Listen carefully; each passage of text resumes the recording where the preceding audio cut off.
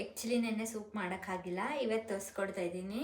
ಮೊಳಕೆ ಕೊಟ್ಟಿರೋ ಕಡಲೆಕಾಳು ಮತ್ತು ಹೆಸರು ಕಾಳು, ಒಂದೇ ಒಂದು ಕ್ಯಾರೆಟ್, 2 ಟೊಮೊಟೊ ಚಿಕ್ಕದಾದರೆ, ದೊಡ್ಡದಾದರೆ 1 ಹಾಕ್ಕೊಳ್ಳಿ. ನಾನು ತುಂಬ ಸಣ್ಣ ಆಯಿತು ಅಂತೇಳಿ 2 ಹಾಕ್ಕೊಂಡಿದ್ದೀನಿ.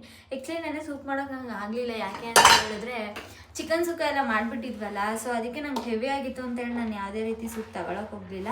ಯಾರು ನನ್ನ ನೋಡ್ಕೊಂಡು ಫಾಲೋ ಮಾಡ್ತಿರ್ತೀರ ದಯವಿಟ್ಟು ಸಾರಿ. ಇದಕ್ಕೆ 1.5 ಕಪ್ಪಷ್ಟು ನೀರನ್ನ ಹಾಕಿ 2 ವಿಜಿಲ್ ಕೂಗ್ಸಾದ್ಮೇಲೆ ಏನು ಮಾಡ್ಬೇಕು ಹೇಳ್ತೀನಿ. ಈ ನೀರನ್ನ ಸಪ್ರೇಟ್ ಮಾಡ್ಕೊಬೇಕು.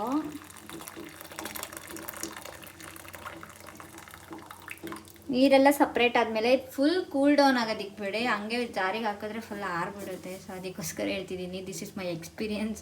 ಸೊ ಅದಕ್ಕೆ ಇದು ಫುಲ್ 1 ಗಂಟಿಲ್ದಿರೋ ಥರ ತಿರುಗಿಸ್ಬೇಕು. ಕುದೀತಾ ಇರುವಾಗ ಗಂಟಿದ್ರೆ ನಿಮಗೆ ಕುಡಿಯೋದಕ್ಕಾಗಲ್ಲ. ನಾನು ಲಾಸ್ಟ್ ಟೈಮೇ ಹೇಳ್ದಂಗೆ ಇವಾಗ ಇದು ಚೆನ್ನಾಗಿ ಕುದ್ದಿದ್ದಾಯಿತು. ಕುದ್ದಿದ್ಮೇಲೆ ನಾನು ಇವಾಗ ಇದನ್ನು ಗ್ರೈಂಡ್ ಮಾಡ್ಕೊಂಡಿದ್ದೀನಿ. ಗ್ರೈಂಡ್ ಮಾಡಿರೋದನ್ನ ಹಾಕಬೇಕು.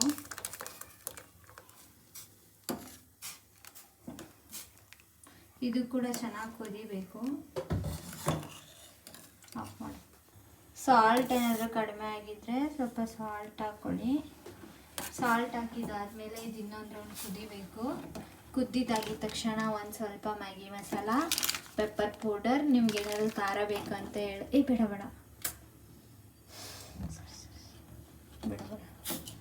ಆ್ಯಕ್ಚುಲಿ ಇವಾಗ ಚೆನ್ನಾಗಿ ಕುದೀತಿದೆಯಲ್ಲ, ಕುದೀತಿರೋದಕ್ಕೆ ಒಂದು ಹಾಫ್ ಅಷ್ಟು ಮ್ಯಾಗಿ ಮಸಾಲ ಟೇಸ್ಟಿಗೋಸ್ಕರ,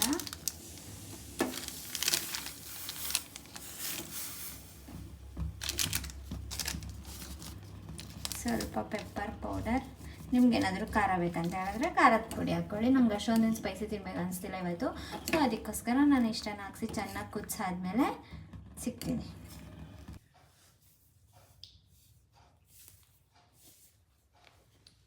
ಈ ನನ್ನ ಚಿಕ್ಕ ಕಪ್ ಬೌಲಿನ ಸೂಪ್ ನನ್ನ ಪುಟಾಣಿ ಮರಿದು.